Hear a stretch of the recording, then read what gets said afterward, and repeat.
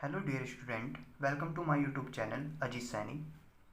Class 12th NCERT book physics. Example है 1.3।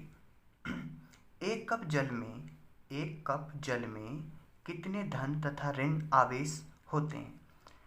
तो ये हमारे पास एक कप जल है।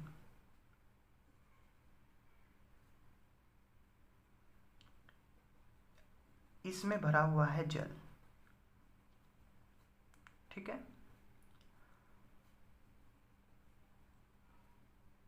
अब पूछा गया क्या है कि एक कप जल में कितने धन आवेश होंगे और कितने ऋण आवेश होंगे, ये हमको बताना है। तो हम मानकर चलते हैं कि इस कप का, जिसमें जल है, इसका द्रव्यमान हम मान लेते हैं कि इसका द्रव्यमान 250 ग्राम है, ठीक है। इस कप का जो द्रव्यमान है, एक कप जल का जो द्रव्यमान है वो कितना है, 250 ग्राम हमने मान लिया। आप अपने अकॉर्डिंग सुटेबल जो हो उसको मान सकते हो, ठीक है। अब क्वेश्चन को हम स्टार्ट करते हैं। माना एक कप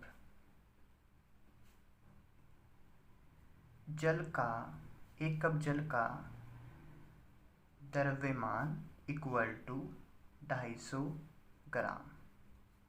सही है। एक कप जल का द्रव्यमान 250 ग्राम। अब जल का आणविक द्रव्यमान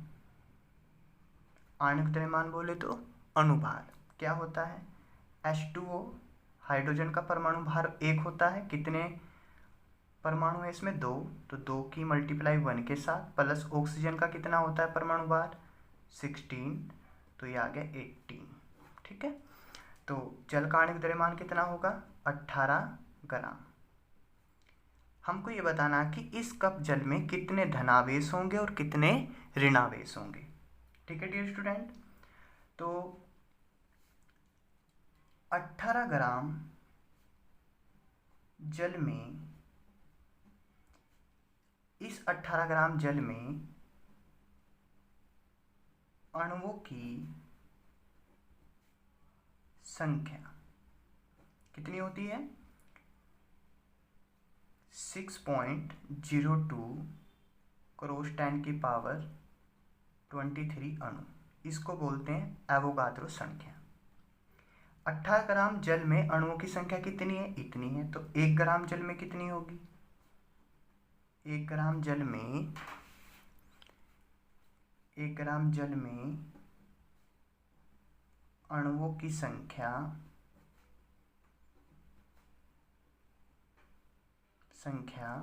इक्वल टू, 18 ग्राम जल में अणुओं की संख्या इतनी है, तो 1 ग्राम जल में कितनी होगी, 18 इसके हर में आ जाएगा, 6.02 10⁻23 अपॉन 18 अणु, ठीक है। ये 1 ग्राम जल में आए, सही है।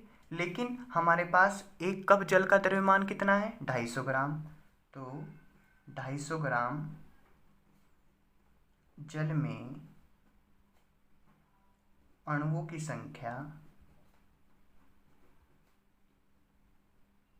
संख्या कितनी होगी, इसकी मल्टीप्लाई इसके साथ कर देंगे, तो 6.02 10⁻23 अपॉन 18 क्रॉस 250, सही है। इसके बाद ये आगे हमारे पास 250 ग्राम जल में अणुओं की संख्या इतनी हो गई, ये आगे इतने अणु कि 250 ग्राम जल में अणुओं की संख्या इतनी है, यानी इतने इसमें अणु हैं, सही है। अब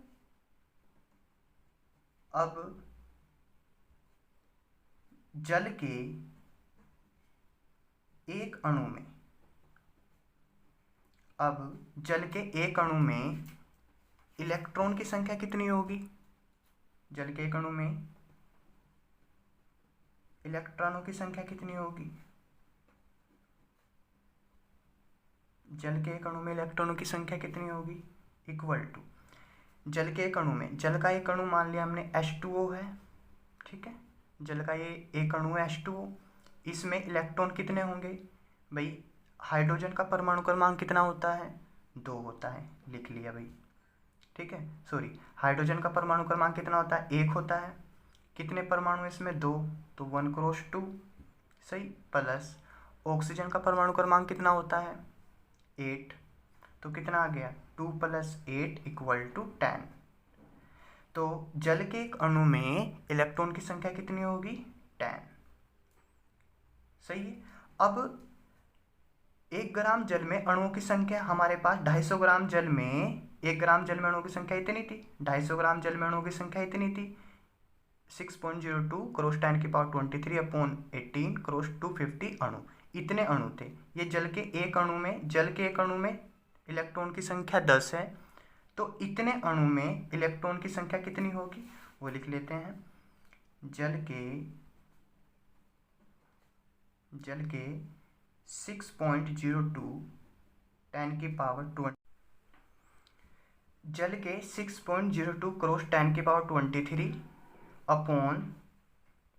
× 250 अणु में, जल के 6.02 × 10⁻23/18 × 250 अणु में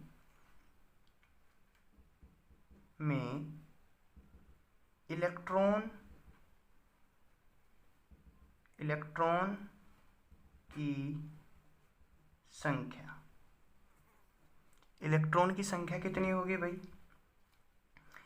देखो, जल के एक अणु में इलेक्ट्रॉन की संख्या 10 है, तो इतने अणु में इलेक्ट्रॉन की संख्या कितनी होगी?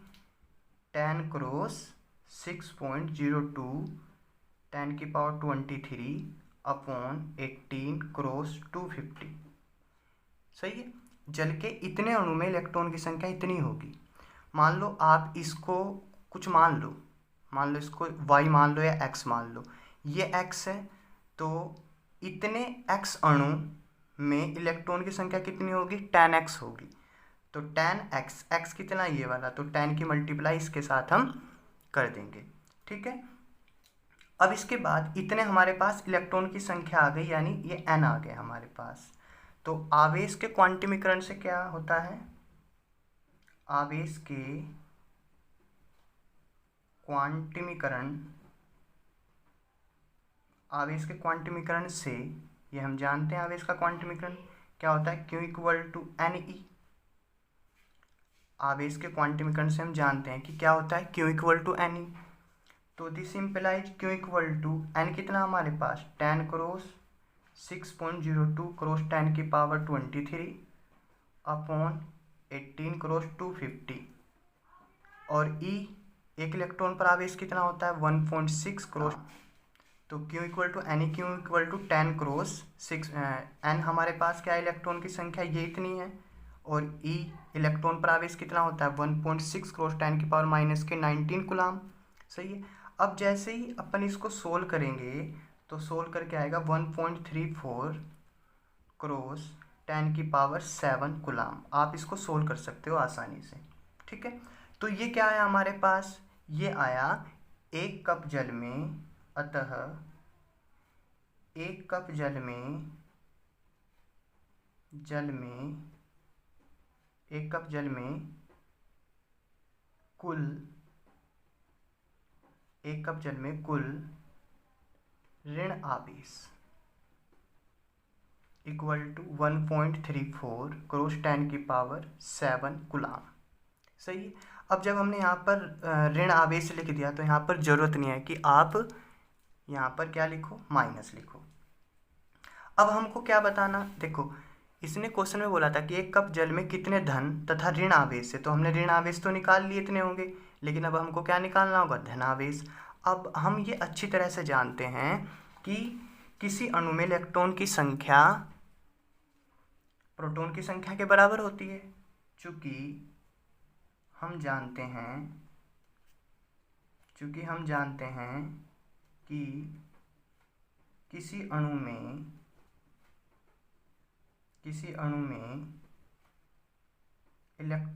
इलेक्ट्रॉनों की संख्या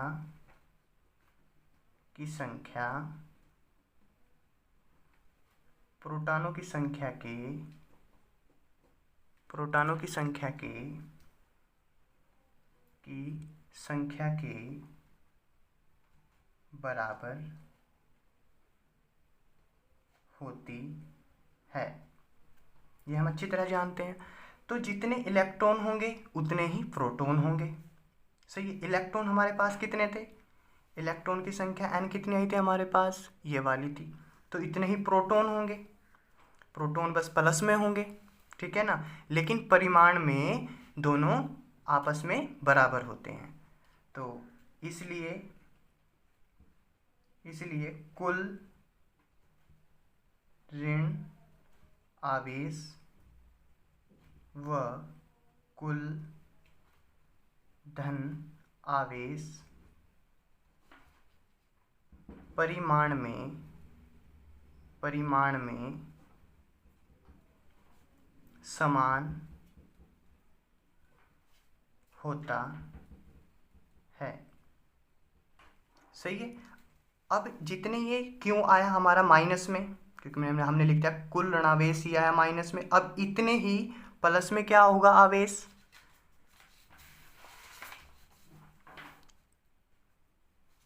अतः 1 कप जल में कुल धन आवेश कितना होगा? 1.34 × 10⁻7 कूलम। तो डियर स्टूडेंट, आपकी समझ में क्वेश्चन अच्छे से आ गया होगा, ठीक है ना। यदि डियर स्टूडेंट आपको हमारी वीडियो अच्छी लगी हो तो प्लीज़ लाइक कीजिए, कमेंट कीजिए, शेयर कीजिए और सब्सक्राइब करना मत भूलिए। मिलते हैं नेक्स्ट वीडियो में। Thank you.